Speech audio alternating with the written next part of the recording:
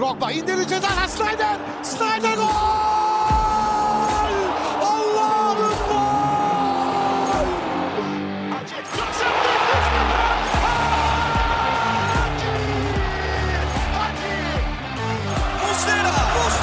Muslera! Fernando Muslera! Golün adı Muslera! Sarıyoglu. Drogba! This is incredible! Hello and welcome to episode 54 of The Lion's Den, a Galatasaray podcast, done by the community for the community.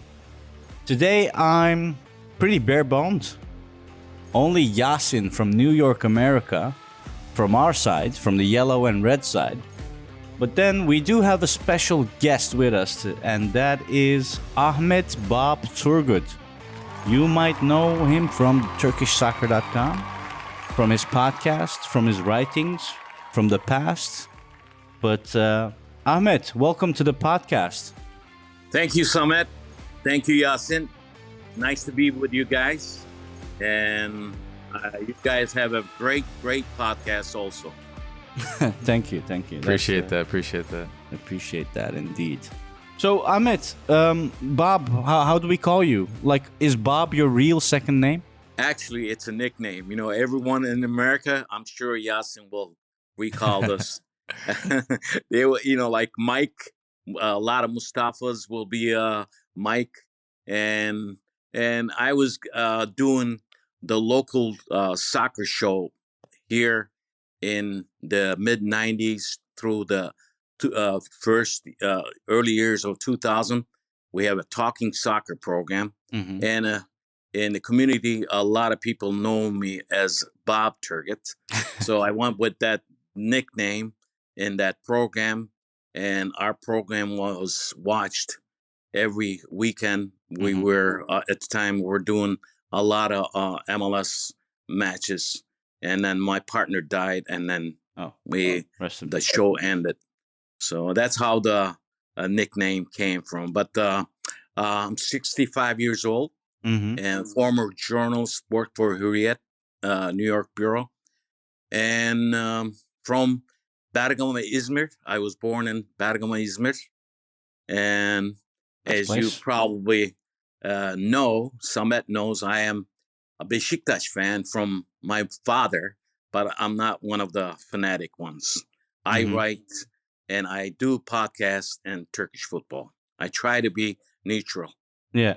Yasin, you never told me about this, that Turks also have American nicknames, like Asian Americans. Yeah, I mean, I think it's more common for older folk too, like my dad, my uncle, my Enişte, like they all had nicknames, As Bob just mentioned, Mustafa a lot of times is Mike. My uncle's name is Necati. They call him Nick. So a lot of people have short nicknames like that, especially back in the day. I think for the younger generation, for the most part, from my experience, they just call you by your name. You kind of force it onto them. There's less room for, all right, here's my nickname, call me that. I mean, my cousin's name is Mohammed. They call him Mo. I guess his is a bit of a different situation, but I've always said Yasin. That's what they call me. Unfortunately, I guess it's not super easy. So I've heard lots of versions of Yasin. It's Yasmin, Yazin. Some people used to call me Yo, just for short, but usually it's Yasin for me. Honestly, people call me Sam as well. Even my wife calls me Sam. So, well, your name is closer to Sam, so. Yeah, that was easy. That was easy, yeah. But Ahmet, you mentioned you have affinity for Beşiktaş, even though you're very neutral. I've noticed. It was hard finding out that you're a Beşiktaş fan, but you are open about it.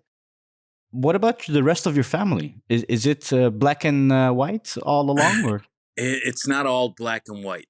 And I have my younger son, who is Bora, who's Beşiktaş fan. My older son, who is Galatasaray fan. He became a Galatasaray fan when Galatasaray made the right came. choice, huh? And he's a fanatic one. He has went to all the matches in Europe when Galatasaray played in Champions League matches. Wow. And also he is very, very close to friends with Selçuk Yunan. They're same age because he was in Manisa Sport Camp in 2007 when Selçuk Yunan was his captain there. And he That's played awesome. professional football. Okay. he did. He was actually he played 6 months, and then he decided to come back, not lose his scholarship here Mm. because his grades were really good. So he ended up coming back and then finishing his university. I think he did the right thing, though. If you look Yeah. at it now, yes. Yeah. It's not easy succeeding in Turkish football. Yeah, especially when you know you're not going to make a lot of money, because he found out that he was not going to be in the lineup so he had better, and his grades at NYU was great. He was doing great in school, so he just didn't want to lose that scholarship here in New York. Yeah. Makes sense. Makes sense. Mhm. Is And it? I was telling you, 1997 when Fatih Terim was coach, Yeah. and I don't know if Sinan or Yasin, will you remember this, when they came to New York to play a couple friendly matches back in 1997? You might be too young to remember that. I was a baby at Because the time. yeah, my son was 12 years old, and Fatih Terim, which I don't like to say this, we talk, we text each other on WhatsApp. He's the one made my son Galatasaray fan. Ever since that, Wow. ever Damn. since that, he is a fanatic Galatasaray fan, and he follows Galatasaray like crazy. Well, how Today, did as a he do matter it though? Did he like put water on his head, dip him in? Like how did? I don't know how he changed it, but Fatih Terim knew that I was, he knows. Me and Fatih Terim go back to my reporting journalist days when Fatih Terim, before he became a coach Turkish national team, he used to come to New York a lot. Mhm. And he would come to where Yasin Özanak's business and a couple other Turkish people's business there. And then when the Turkish national team came to Canada, first time ever, Turkish national team had a camp over the oceans. They came to Canada, Toronto. We had that's when we really got really close to each other with Fatih Terim. And at the time, my kids were small. They were not following any of the teams, but when 1997, when Galatasaray came here and to play friendly matches, that's when my older son Volkan fell in love with Galatasaray team. Yeah. Being around with the players, I think that made, when you're 12 years old, Mhm. you know how the Yeah. kids feel. Yeah. Especially with the success back then. Right. Um, That was the best team around that time in mhm. Turkey. And there wasn't a lot of money back then. It was all passion. Yeah, there was money. There was still money, but not like Not like today. Not like today. Yes. Yeah. How much do you recall of back then? Like you mentioned, you had good contacts at that time with Fatih Terim. Well, that was the beginning of his coaching career. Remember, before, that was what I know Fatih Terim then. Now is a huge difference. Fatih Terim was just starting to coach back in 1995, which his very serious coaching job was at Turkish national team.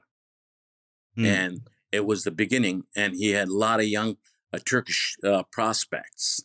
Like, you had you got Hakan Şükür, Rüştü Reçber in goal, and you had Ogün from Fenerbahçe, former Trabzonspor player, Tugay, and you had Rahim Zafer. You had all kinds of players then. Abdullah from Fenerbahçe, also former Trabzonspor player. So there were a lot of good players, but the football in those days played differently too. So you can't really. And you mentioned that it's different between back then and now. Like, is there a difference in character, personality? What did you mean exactly? I think the players are more smarter, more educated, and back then a lot of the players, remember, they were not educated that well. They probably, culture-wise, in Turkey until 1995, really didn't open up the doors to the West. So things were different. Different era, different. Yeah. Now you have the social media. Last 15, 20 years, the players coming up, you could see they train better. If they earn money better, they get much more money than what they used to earn back then. You mean to say they were extorted, kind of a little bit? I would say so. Yes. Yeah. Abuse the situation, the big clubs, I guess. Yeah. I mean, at the time, and there were more discipline. I mean, in the camps, without anything, without telling Fatih Terim, you couldn't do anything. He was very strict, very demanding coach. I think that never changed, though. I think that's a trait of better, as the years went by. But I think he has changed a lot, though. Yeah. And you have a background in journalism, media. Do you have any experience in football yourself? Have you been a player? Have you been on the pitch, close to the pitch? I played in Turkey between 1976 and 78 with Altınordu B team. And that was it. And I also did some coaching as far as amateur-wise. I also refed in the New York State Referee Association. I was Class A. I was going to get my pro license, which I end up getting married at 1985. I got married, and then refereeing was over. Yeah. Yes. I did coach. As a matter of fact, my older son, when they played house league matches, and Well, John, another co-host from Canada, is missing out then today because he's also coaching under 16s, I believe, in Canada. Good. And he was mentioning how expensive it is. It is very expensive. Like, compared to Europe, I'm from Holland, Amsterdam. It's like every kid can go and play football here. But apparently in the States, it's not. It actually costs a load of money. Is that the same in America? Yeah. If they're playing in very high level league, which requires traveling, it could cost you $5,000 a year per kid. That's what happened with my younger son and also my older son too. So it is pretty costly because you have to travel with them and you have to get your own hotel room. And we used to go as a family, and we traveled pretty much every state in the United States when both of them played for Academy League. And currently you're not based in New York, right? No, I'm in upstate New York near Niagara Falls, near Canada, Toronto. As a matter of fact, next weekend I'm going to Toronto to register my vote. I'm not going to New York. I want to see because I think it's closer. To Toronto. Toronto is closer. Yes. Oh, okay, interesting. I'm not sure if you can vote though in Toronto. Yes, you can. I think you have to vote in the country you are in. No, you could vote in any embassy. You could go there, vote, because Toronto is only 3 hours for us, and we were thinking about going to Boston, but Boston is like 6 hours where my sons live, and we're gonna go there following weekend for Mother's Day. So we're going to celebrate the Mother's Day in Boston. Okay, that's nice. Well, I'm going to Turkey in 2 weeks. Nice. And, well, we'll be there for a month, so I'll You're be gonna catching see some. you're gonna see Galatasaray match then, Samet. Yeah, of course. I have a combine. I just extended the one for next year as well. Yeah. Which tripled in price, by the way. Yeah, that's going up. Interestingly, of course. My older son is gonna go. Volkan's going to the Champions League final match in, I believe, in June, In right? Istanbul. But are the tickets out for those? Yeah, they got. already? He's got his ticket already. Yes. Oh, I need to check those out Yeah. as well. There's a lot of games when I'm there. Yeah. So, yeah. Yasin, you're not coming, right? You said you were, but. I wanted to, but I don't have a ticket, unfortunately. Well, I told you to get that combine. All right, I should have Samet, listened, I honestly. talked too much. Now Yasin's turn to talk a little bit.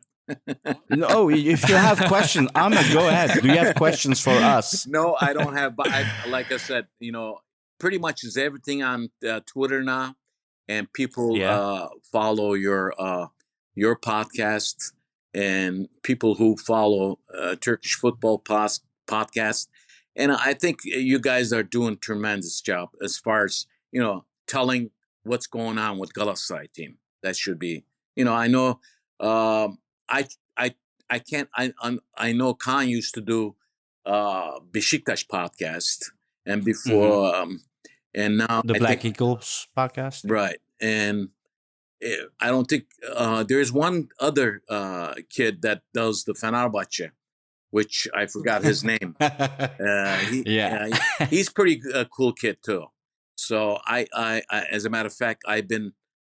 I believe his name is Ilker. He does pretty good job too. So I think the main point here is trying to bring, and as you know, right now, everything, the news, podcast, everything is going towards Twitter right now, because what Twitter is, people check more than their Facebook or Instagram when it comes to a lot of, talk shows, a lot of news and podcasts. So I think you guys are on the right track.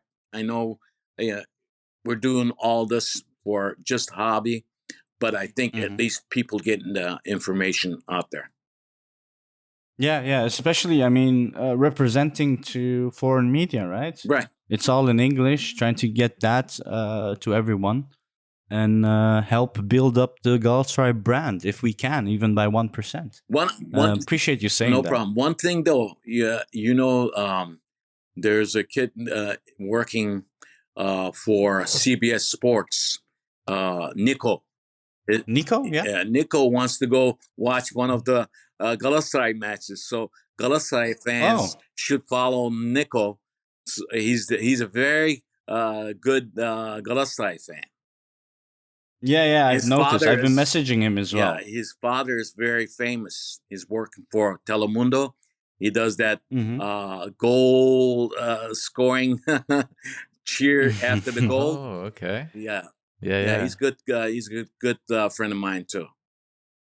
Interesting niche area where people seem to know each other. Yeah. We just got here, Ahmed. We just got here. No. How long you guys been doing this now? It's been 1 year, about Nice. something like that. We started honestly, January, February 2022, I think, right after Fatih Terim got sacked. So I think that was about February. Yes, Mr. Dominic Torrent, that era. Yeah, we've been through it. So we had a season-long disappointment. We started at the lows. episodes. Yeah. Yeah. Indeed. Maybe Yasin could run into Dominic in New York. He probably he was in New York City FC. I actually don't follow the team too much, Yeah, but he coached one them. of our Yeah, friends he coached them before he came to. exactly. Yeah. Mhm. Exactly, yeah. Yeah, indeed. Let's see. Yasin, did you have any latest news or points to bring up before we go into the match of today? Man, honestly, I it's just complaining about the refs, saying that, Beşiktaş apparently asked for this ref. Beşiktaş Twitter, Bob, keep me honest here. Beşiktaş said that we were not involved in this. And then Ali Koç apparently visited TFF at their office. And then Galatasaray, Twitter pages, fan pages made a big deal out of it. Got all types of journalists involved. And then Dursun Özbek visited TFF the next day. I mean, there's a lot of assumptions involved. You know, I don't really know what's going on in detail, what the actual facts are, because there's just so much fake news, I want to say, online. I've just been doing my best as a fan to focus on this game, which unfortunately didn't really work out in our favor. But yeah, I don't know if it's really worth getting into all the details more than that, man. No, that's a good summary. Did you have anything to add to that, Ahmet Bob, as the Turkish soccer connaissance? No. Yeah, I don't. Thank you, though. Here's the thing. I think as I was talking to you, Samet, before the show, off the record, I think Galatasaray made biggest mistake after losing that match to Konyaspor. Ever since losing to Konyaspor, Galatasaray team is not looking good. And I mentioned this about 25 days ago. Wasn't that the streak that we lost with Konya? Yes. Yeah, right. And I think going after that streak, I mean, why would you go even a draw over there against Konyaspor match would have been good for Galatasaray. Keep that gap on top. Like I said, ever since that loss, I think Galatasaray team, there's problems inside of the team, and this Gomez crisis that happened past week, that's not good at all, because no, I here's the listened thing. to the guys speaking about it, and a lot of people were saying things about Gomez, but I was like, okay, but why did Okan even bring that up? Like, I didn't completely agree with everyone going on after Gomez, but go ahead, Bob.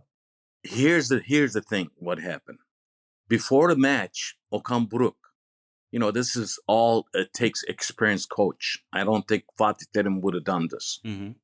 He explained it before the match. Said that Gomez was having back problems. He was not ready to play.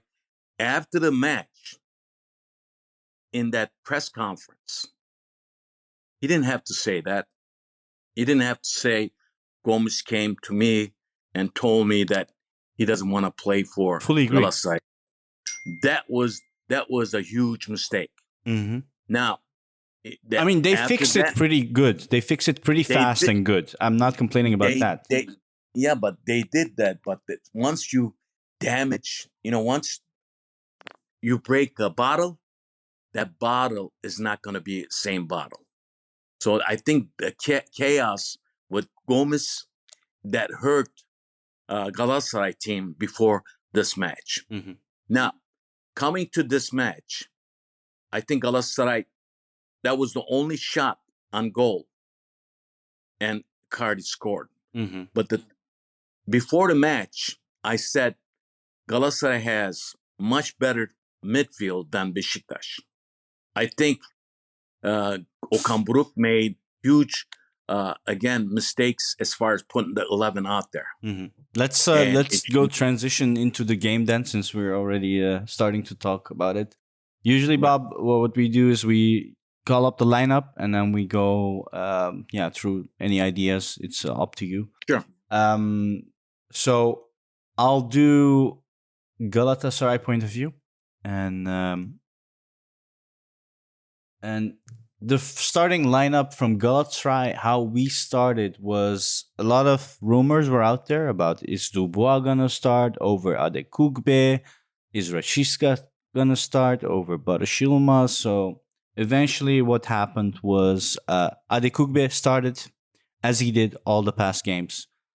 Abdülkerim Bardakçı together with Nelson, the usual duo, Sasha Boye on the right, Oliveira and Torreira in the midfield, and then we have Kerem, Dries Mertens, Milot Rashica, and Mauro Icardi as starting 11. Of course, not to forget Fernando Muslera on the goal. On Beşiktaş side, Mert Günok in the goal, Valentin Rosier, Romain Saiz, Omar Kole, Artur Masuaku, thank you, Bob. Amir Hacı Ahmet Ovic, I always bottle that name. But Salih Uçan in the midfield. Cenk Tosun, Nathan Redmond on the wings, Jetson Fernandez on the 10, and Vincent Abubakar as your striker. What did you think of the lineup for Beşiktaş, Ahmet?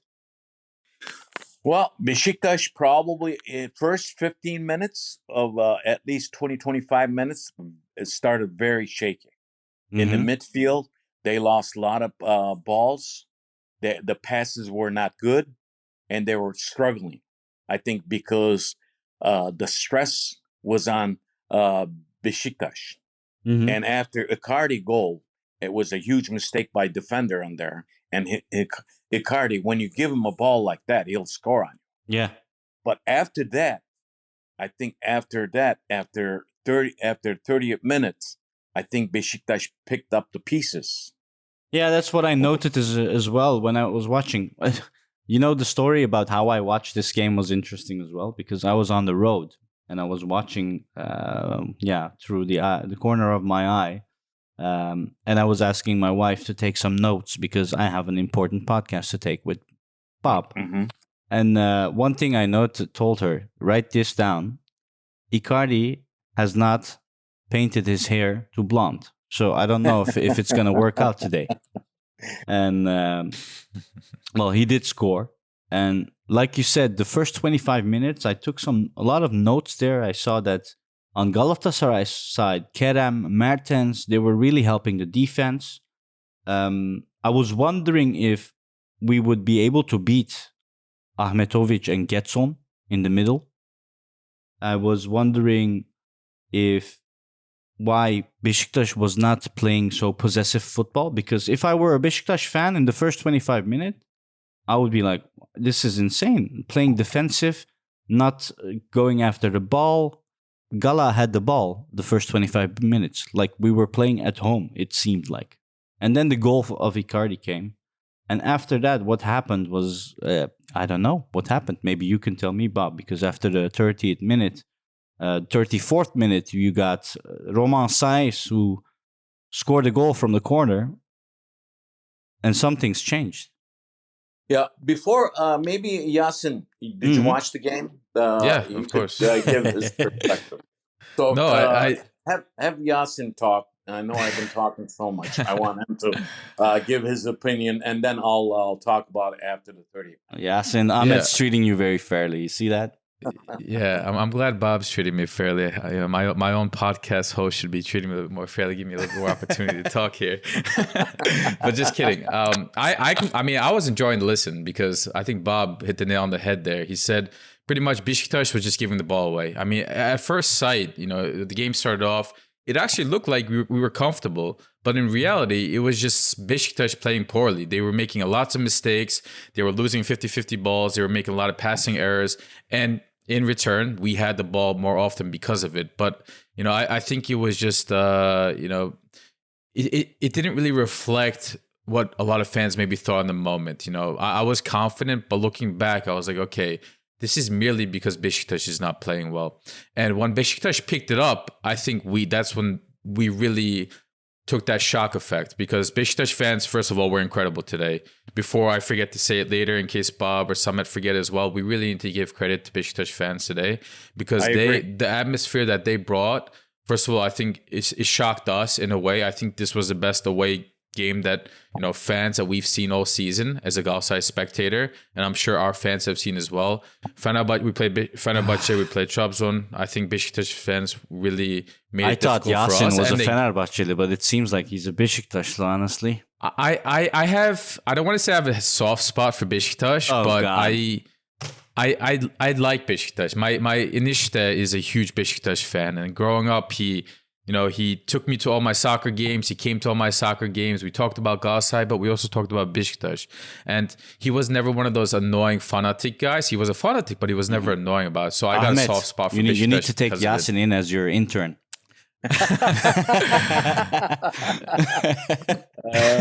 The inside joke we have in the podcast is that Yasin is a Fenerbahçe fan. Because he's always very objective when it comes to Turkish soccer. So let me give you a little bit so you guys could laugh.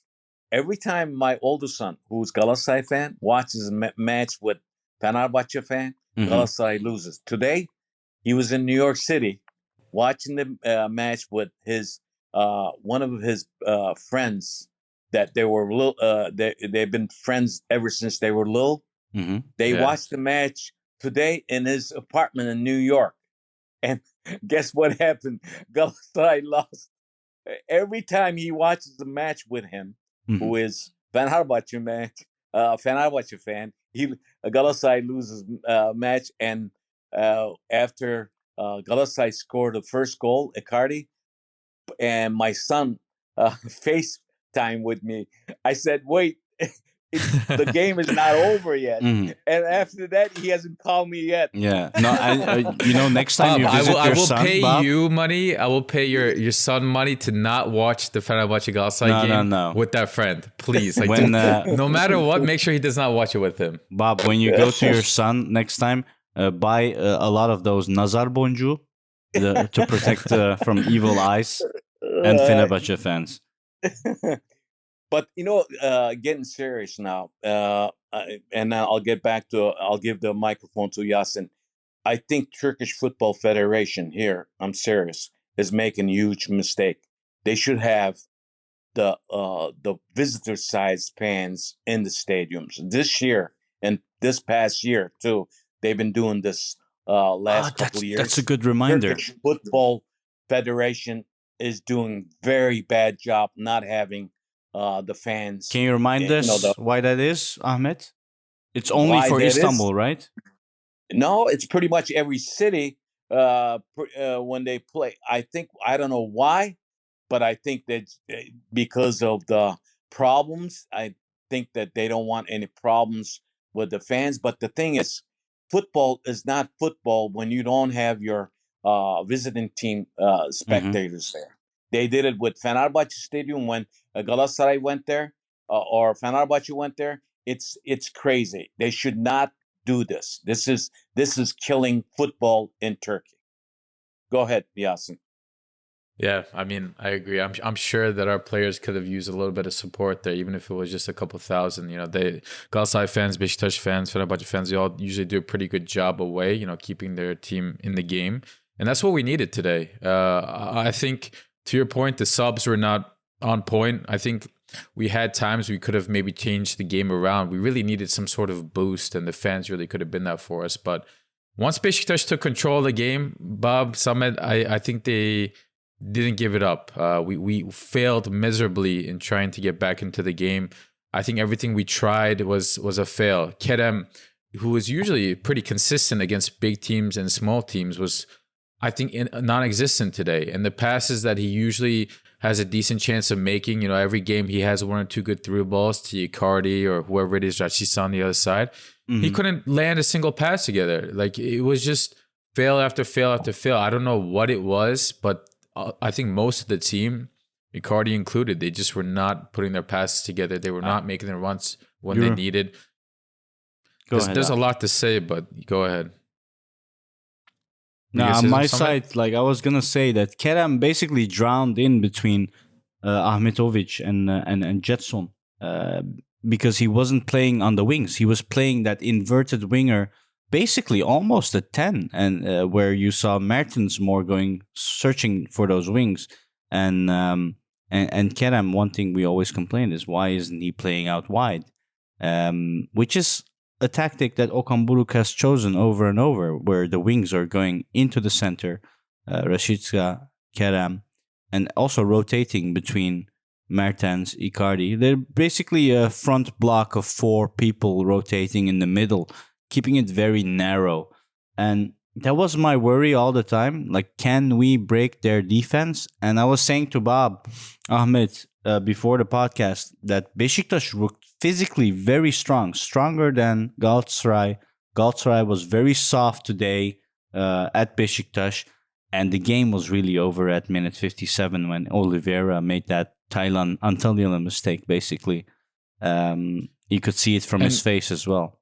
And you can see it from a mile away, many, many minutes before it actually happened. I'm actually shocked that Okan Buruk didn't take Sergio off at halftime.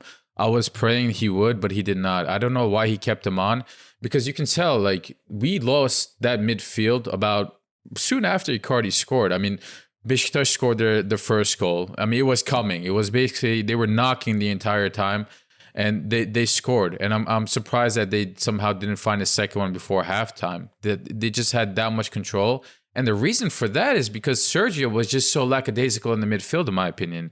He was, I'm not going to say he didn't put an effort into the game, but he just seemed too carefree. You're playing away against what I consider a very strong midfield that Beşiktaş has. He in did terms prepare of the ability. first goal. He prepared the first goal, but Samet, that's a pass that you expect most midfielders to make. The ball came to him. He saw the opportunity, Rashica, make that run behind the Beşiktaş player. It was a good pass. I'm not going to take it away from him. But just because he made that one pass, that doesn't mean that he put in a great effort. I think he lost a lot of 50-50 balls today, in the first half especially. He oftentimes tried to dribble past 2 or 3 Beşiktaş players when a simple pass was there. And because he lost that ball, our midfielders, our defenders were out of position. Beşiktaş was able to find more opportunities in the attack. And that just builds up. That's a snowball effect. That builds up the fans' noise. They get back behind their team. And that indirectly affects negatively the rest of his teammates as well for Sergio. So I would, if I was Okan, I'm curious what Bob thinks about this too from a Beşiktaş perspective. But if I'm Okan Buruk, I take Sergio off at halftime immediately. I don't know. You can argue who should come in, whether that's Berkan or Mitchell like he did later in the second half. But Sergio was our weakest link. And your team is going to be only as strong as your weakest link. So that's, I think, where we really failed today in the midfield. I agree with Yasin. Yes, Sergio should have gone out before the half. But I think Okan Buruk, after the match, said that he was trying to take him out at the halftime. But that was a huge mistake to me. But if, guys, I remember back in after week 28, which... I did a podcast after week 28 before 29, 30, 31 weekend matches played. I said then I don't remember last because podcast, it was but that was the back-to-back matches was going to be happening, and it was going to be a very tough going for Galatasaray. And I said, actually, losing, winning Kayseri, that was good.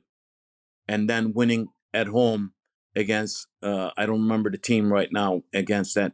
They scored 10 goals in 2 matches. But after that, it was downhill. So, especially until this Beşiktaş match, I argued that the gap would be closed. So, the gap from 9 points to 3 points now. So, whether this match or the match before this match, I think the team players playing it like 10 days, they played 3 matches, and then this game. So pretty much in 15 days, they played 4 matches. That's kind of tough on the players too. Mm-hmm. So, and I think that playing, as Yasin said, in front of Beşiktaş fans, and I've been in Beşiktaş Stadium. I've been in Galatasaray Stadium. If this match was played in Galatasaray Stadium, it would have been different, because that stadium fans, when Galatasaray fans gets there, the noise is big effect on players. Mm-hmm. I think that's what happened today, and that's why first 15, 20 minutes, Beşiktaş players were nervous, making a lot of bad passes in the midfield. And I'm going to say this again. As midfield-wise, Galatasaray team players are much better than Beşiktaş. But in this match, somehow physically, as you said, Samet, in this match, Beşiktaş ran pretty much 96 minutes with the 6-minute addition times, and they were all over the field. Yeah, especially Jetson. And I'm still to this day really sad about that transfer not happening for us, because I said at that time when we lost Jetson to Beşiktaş, it wasn't over yet for us. This transfer was gonna bite us back in the ass someday in the future, because they have a 4-year, 5-year contract, I think.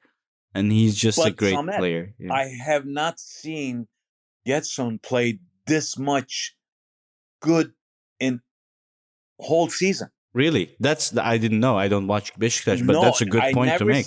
I never seen Getson fight this much. I think because he might have a little grudge against Galatasaray. What Yeah, happened? well, it's not Yeah. us. It's Burak Elmas. Come on, Jetson. Yeah. So whatever happened there, I think I Mm. have not seen him play and hustle this much Jeez. in 90 minutes. Last week it was Jagne, and this week it's just Jetson, who's going to be next Right. week. Well, if we come to, I don't know, you probably lead us to the rest of the season, because if you look at the rest of the season, Mhm. I mean, it's pretty much tough for, both of the teams. Beşiktaş, if Galatasaray and Fenerbahçe has very tough matches. Uh-huh. Beşiktaş, for the title, they have very little chances. I'm going to tell right now. They have 4 games. Fenerbahçe has 4 games, and Galatasaray Right, they has have- 5 games, right?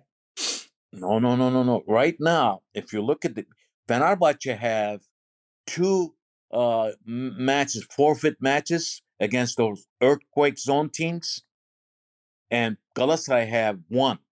So Fenerbahçe right now, automatically, they're going to get 6 points, and Galatasaray will earn 3 points without playing match. But the thing is, after this Beşiktaş match, you got Başakşehir Mhm. for Galatasaray Yeah.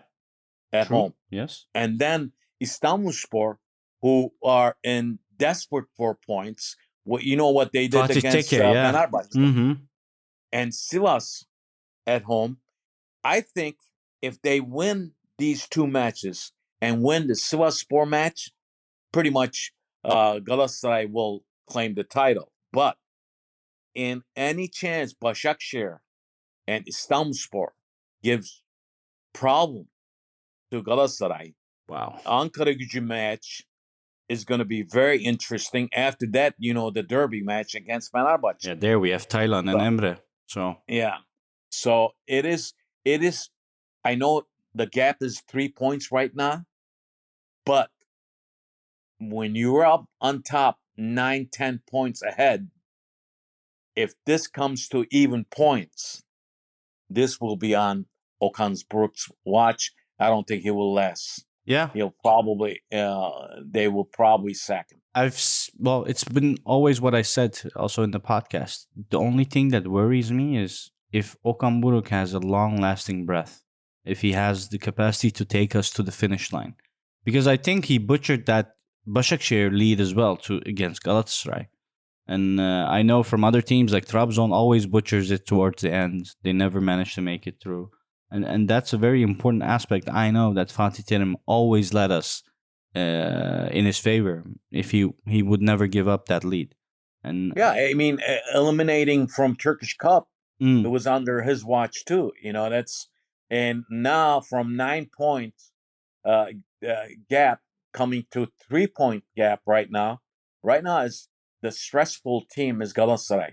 If they don't play like they used to play, I think there's going to be a tough 2 matches coming up. Whether you like it or not, Başakşehir is not going to give you an easy time. And Istanbulspor, and definitely because they're in desperate for Mhm. points. As you know, there's going to be only 2 teams dropped. Ümraniye is pretty much done. Right now, the race on the bottom is between Istanbulspor, Giresunspor, and other teams if they don't win. yeah, So Istanbulspor has to win their matches. So they're not going to be, they're going to do the same thing what they did against Fenerbahçe. So, I mean, as far as Beşiktaş, I think Beşiktaş lost that title chance when they had a draw against Trabzonspor. If they would have won that match right now, they would have been up 67 points. Mhm. So they would have been right up there. They would still have a chance. And looking at their schedule, Beşiktaş has one bye weekend that they're not going to be earning any points. So yeah. they will have They will have one forfeit match, which is against one of the earthquake zone teams when Galatasaray plays Istanbulspor and Fenerbahçe plays Trabzonspor. That's when that Yeah. weekend they will have extra 3 points without playing. So Beşiktaş also has away games in Antalya and Adana. So sure, they have. Yeah, that's Antalya is in trouble. So Mhm. Adana Demirspor is a good team. So and Kasımpaşa, you never know what's going to happen. no. And the last match against Konyaspor, which Mhm. Konyaspor won this week, so things might not look good for Beşiktaş too. But right now, I think because of the gap narrowed, now Fenerbahçe's got a little hope. Mhm. But that hope is still there because on behalf of the mistakes done by Okan Buruk. Well, do you also like that's an interesting thing to ask. Do you believe in conspiracy theories about that they're trying to make it come down to the last game, Galatasaray versus Fenerbahçe? You know what? I don't believe that, but I think there are very bad referees in Turkish Super League. And referees are making mistakes 1 week for Galatasaray, 1 week for Fenerbahçe, 1 week for Beşiktaş. In general, you know why we're talking so much about Turkish referees? It's insane. Because you live in Holland and Mhm. Yasin is in New York. I have never seen a league talk so much about referees. You know why we're talking about referees? Because they're not the referees are who are reffing in the Turkish Super League are not ready to ref, and it's like you know. We heard it. We heard it Your from the father is your recordings. father's name brings you to become a professional referee in the Turkish Yeah, Super League. yeah, that's what's Another wrong. thing, I think professional Turkish referees should be professionals. They should have a full-time job, but They don't. they don't. What do they get? Like, is it peanuts that what they get? So that's why they're not taking it seriously? Because it sounded from the recordings like they're in a cafe, in a cave, smoking cigarettes and talking about positions, which Yeah, I mean, which was pretty much they're interesting. not. That's the one thing. There are few referees are making money.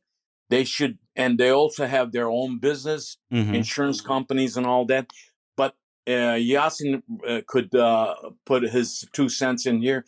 If you follow MLS here, they have a professional referees. When they don't do anything else, Mhm. all they do is they're professional referees. They go from the game to game, and they're trained well. When you're not trained well, that's what happens with Turkish. It's who you know. You could be a referee 10, 15 years in the bottom of the league. If you don't have any connections with the politicians, you can never get up to a ref in Turkish Super League. Same in refereeing, same in football, and also like that's how TFF is also organized. So yeah, also bad decisions from TFF there. Yeah, I think our Turkish referees, most of them is not very trained to ref in the Turkish Super Leagues. They're making a lot of mistakes. A lot of them train.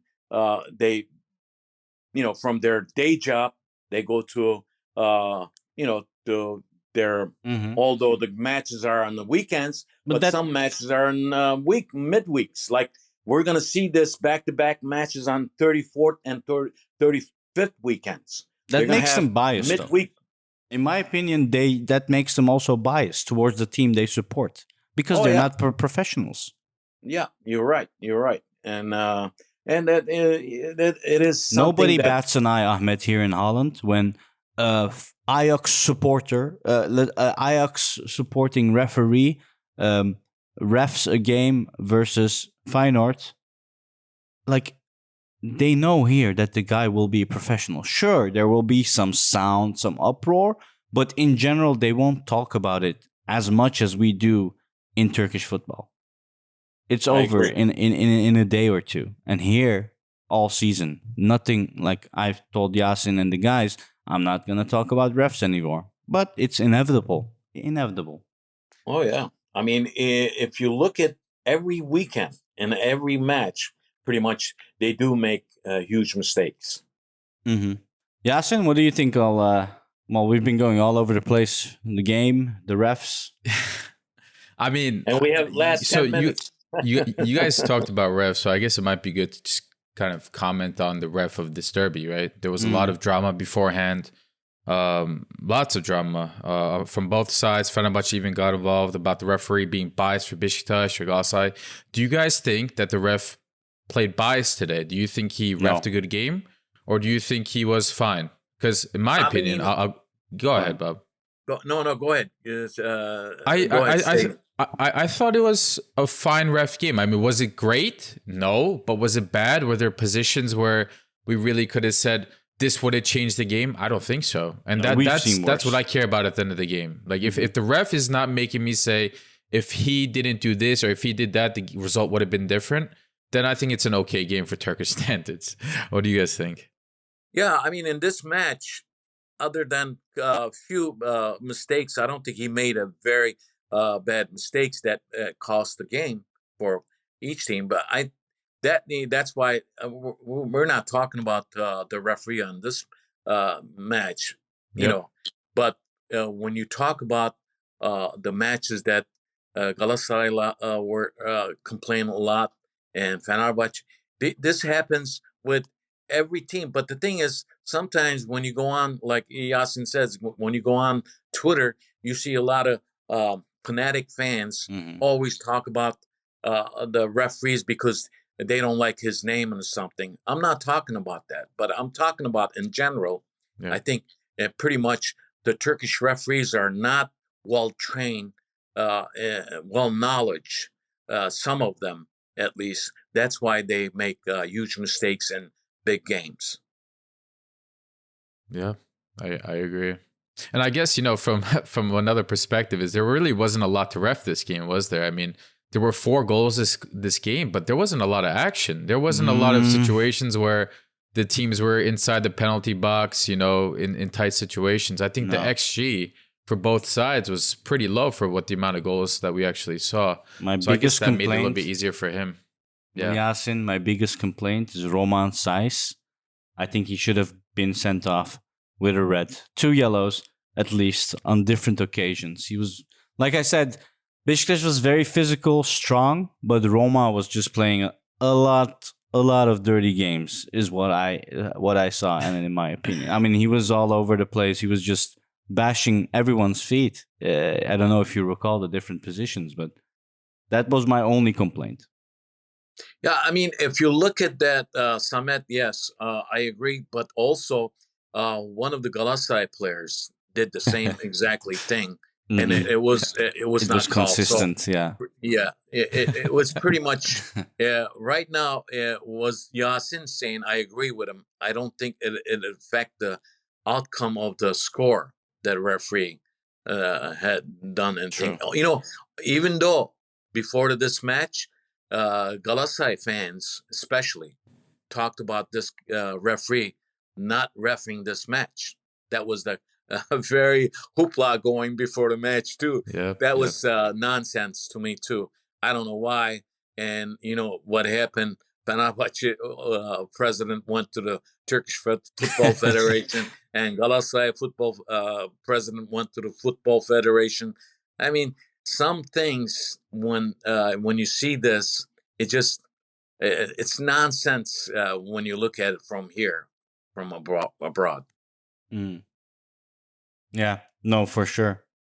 Especially if you're a foreigner, I cannot imagine. Like, it'd be interesting to get Nico's opinion as well, how he sees Turkish football, because we're very much in it. So, but from a foreigner standpoint, well, if you ask Nico today, he's probably very sad. I haven't seen his tweets, but I will make sure that he probably he'll have a couple words about Galatasaray. Yeah, well, if you speak about him, he's free to use my Kombine ticket if he wants to go to a Galatasaray game. Wow! Wow, you just send him a message. He'll be glad. I will. I'm afraid he'll take up on it and take my derby game seat. What section are you in?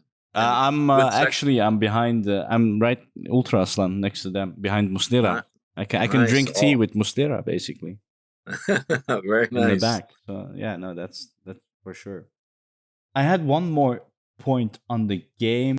Yeah, what I found strange in this game is why Okan Buruk was trying to keep possession and go out from the back by playing, passing football. Like our strength is into chasing the mistakes of the opponent and scoring from that position, from the transition. And I found that this game, especially in the beginning, we tried to oyunumuzu Beşiktaş'a yedirmeye çalışıyorduk. We tried to play possession football, and at home against Beşiktaş, that was like the biggest strange thing I found. So I'm not sure what happened there, and the idea of Okan Buruk. This is also one thing I never liked of Okan Buruk. He doesn't have one certain style of play. He always changes it up. Yeah, but against the today, opponent. Samet, And- he didn't have the B plan either. You know, his A No. plan didn't work, and he saw that from sideline. He should have done that in probably first half, around 25th minute. You know, that was the that was the reason why when he didn't have the B plan, that's what happened. I don't know what Yasin thinks about that. Yeah, I agree. I don't think he had a B plan. I don't think he had a C plan or a D plan. I mean, if you look at the subs that he made, we already discussed that they were late, some of them, but the ones that he did make, when he did make them, they didn't make sense to me. He took out Sam, minute 71. What did Sam do until minute 71 to deserve 71 minutes on the pitch? And then he put Barış Alper Yılmaz on in the 71st minute as well. Barış Alper Yılmaz is a player that we say week after week does not have the football IQ to make something happen where he just generates something, a pass or whatever. He's there to kind of tire out the other players. He has that physique, if we really want to challenge a certain player's right back or left back, you put Barış on him and you keep him busy.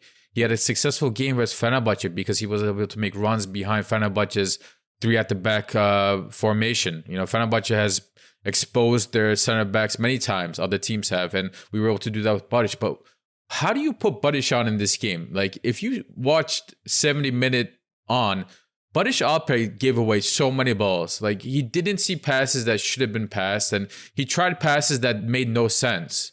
So, and then he put on Yunus Akgün in the 91st minute when we're attacking. Beşiktaş is, I think, at this point, panicking a little bit. So we were able to win a lot of balls. I think that's because Micho actually worked out in that midfield. We got Sergio out. So we had a lot more possession, a lot more opportunity, I should say. But what did Yunus do? And what has Yunus done so far this season? We talk about how good our squad is and how good our bench is, but some of these guys that came on, I don't know what impact that they actually made. And when you put on certain players that have a very specific type of, what they bring to the game, you have to work around that. I didn't see us work around Yunus's strengths. I didn't see us work around Barış's strengths. We just kind of said, bam, bam, bam, the good old tactic of just going up. And we didn't really generate anything out of it. I was really hopeful we would be able to get a... that too. Gomez was actually warming up at one point. I thought he was going to come in, and he didn't. I don't know if you guys thought he should have. I was going to come in. Yeah. That was.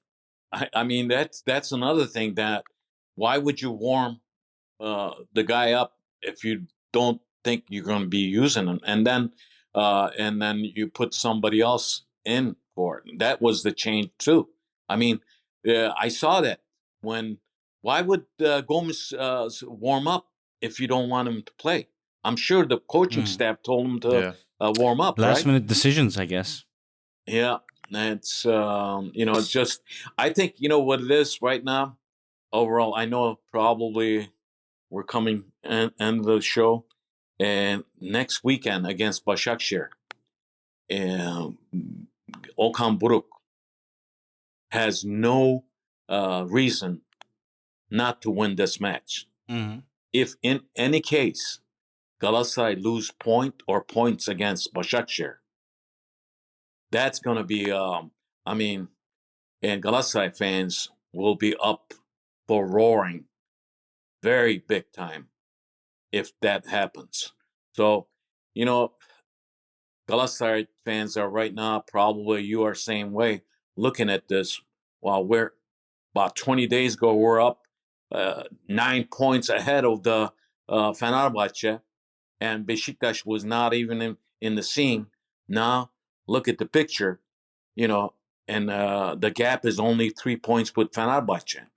So that will put pressure on Okan Buruk and Galatasaray fans, and also the Galatasaray players. So whatever they have to do is against Başakşehir, they better earn 3 points. Otherwise, the title hope might be in danger. Speaking of the Başakşehir game, we can maybe move towards our predictions. This is what we usually do, Ahmet. At the end of the show, we predict the next game forward. I think last time one of the co-hosts, Salih, said, "No way we will win like 4-1," and that's what happened. And I think Yasin said 4-1, right? Mm-hmm. I was listening to a lot of the Galatasaray space rooms on Twitter. Oh yeah. Some people were talking about winning 6-0. Yeah, çok boş adam var abi ya orada. 6-0. And I predicted, I even told, you probably know Rahim Zafer, former Beşiktaş player that lives in Texas. I told him 2-1 that Beşiktaş will win. And then I was wrong. They won 3-1 though. But, Başakşehir, Emre Belezoğlu, I don't know, is he still suspended for this match? I know he was suspended for the last match. I don't know if he got 2 match or 1 match. Whatever the case, I think Başakşehir, you have good players, even though Galatasaray trashed them in the first half of the season. But this match will be different. Just like they cannot take them easily. Mm-hmm. They better prepare very hard and play very physical 90 minutes against them. Yeah. And I think Başakşehir, Galatasaray should win this match, say 2-1, but you never know. Yeah, 2 out of 3. I think it'll be a bigger win than that, Bob.